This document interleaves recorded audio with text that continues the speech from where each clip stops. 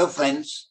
It gives me great pleasure to share with you certain perspectives of the Myers-Briggs type indicator, which is a personality tool that is based on the theory and concepts of psychological types described by the Swiss psychologist Carl Jung. And the discoverers, or rather the conceptualizers of the Myers-Briggs type indicator, Myers-Briggs and her daughter, wanted to make sure that the MBTI or Myers-Briggs type indicator is understandable and useful in people's lives. And they proposed this. They identified basic preferences of each of the four dichotomies that they categorized. There are altogether four dichotomies. The first one being extroversion versus introversion. Second, sensing versus intuition. And the third, thinking versus feeling. And the last but not the least is judging versus perceiving. And I would like to encapsulate each of these dichotomies with some descriptors of each one in that dichotomy. For example, the first dichotomy, extroversion versus introversion. The extroverts in this dichotomy, extroverts focus their attention on the outer world of people and events. However, the introverts in this dimension focus their attention on their own internal world of ideas and experiences. The second dichotomy, sensing versus intuition, deals with sensors who take in information through their sense organs and other senses to gather what's actually happening. And conversely, the intuitors, or those who are intuition seeking, intuition preference guys, would take in information by seeing the big picture, focusing on the relationships and connections between facts. The third dimension, thinking versus feeling. The thinkers, on the one hand, use thinking in making decisions and looking at the logical consequences of each action or choice.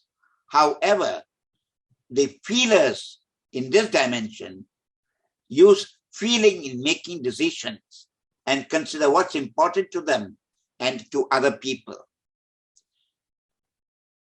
The last but not the least dichotomy is judging versus perceiving. Those who have preference for judging deal with the world by using their judging process in a planned, orderly manner in wanting to regulate and control life. However, the perceivers, on the other hand, deal with the world by using their perceiving process in the outer world and tend to live in a flexible, spontaneous manner and seeking to experience and understand life rather than controlling it. Understanding the MBTI, or the Myers-Briggs type indicator, will enable us to learn about ourselves, understanding where we fit in a framework that describe personality differences in positive and constructive ways. We also would learn to appreciate important differences between people and understand how different types can work in collaboration together in a complementary manner. And the link between the MBTI and leadership that we are attempting to infuse with are determined by three goals of leadership, namely setting direction for the company or organization, inspiring others to work towards the direction, and mobilizing the effective accomplishment of their goals for the company or the organization. In respect to these three main microscopic goals or outcomes, we tend to develop, using the MBTI profiling system, we tend to identify leadership strengths and challenges, develop skills to inspire and motivate teams, improve strategic decision-making and problem-solving, manage stress effectively, manage and lead organization or team change, manage team conflicts and make them align with the overall goal of the company, develop individual but authentic lifestyles, authentic leadership styles, develop skills to grow and develop people. All these organizational effectiveness are centered on the achievement of 3 of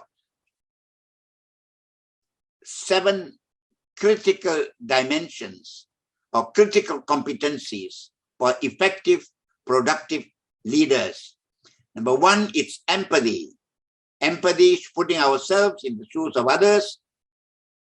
Dominance, so attempting to minimize dominance so that we can have more listening ears in the company. Self-acceptance, acceptance of my own preferences, and understanding the preferences of the others in our organization. Flexibility with a growth mindset so that we are not too hung up on certain specific dimensions of leadership. Insightfulness in terms of scope as well as in terms of depth as well. Rule favoring as opposed to rule questioning. So we must align the whole team and organization with the company rules so that it will achieve the maximum outcome. And last but not the least, it's independence. So independence at every level of the organization. All these 4 dichotomies are now categorized by Myers-Briggs into 16 personality types that actually help us in our development of leadership within the organization.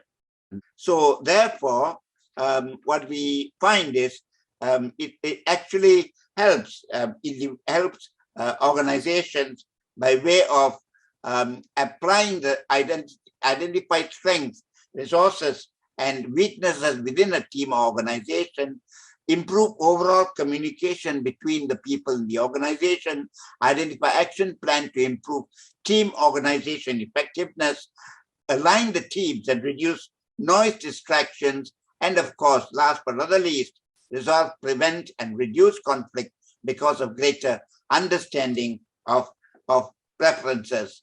And so these are the benefits of applying the MBTI to leadership.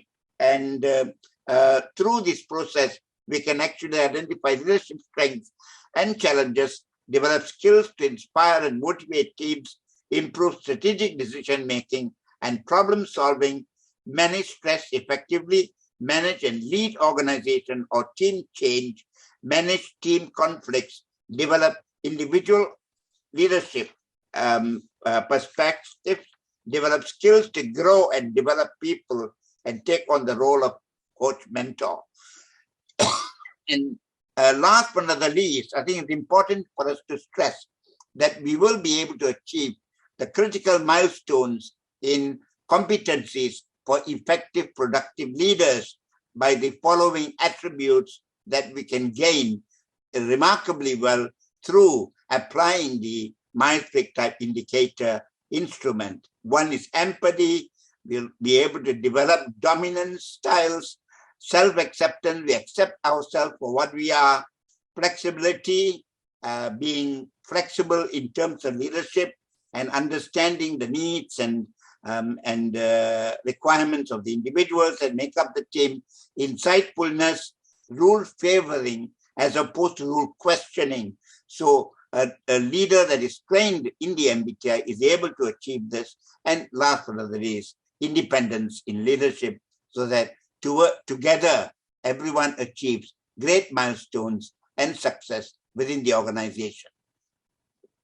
We must always remember and mindful of the fact that our age does not matter, so long as our matter does not age. Thank you very much.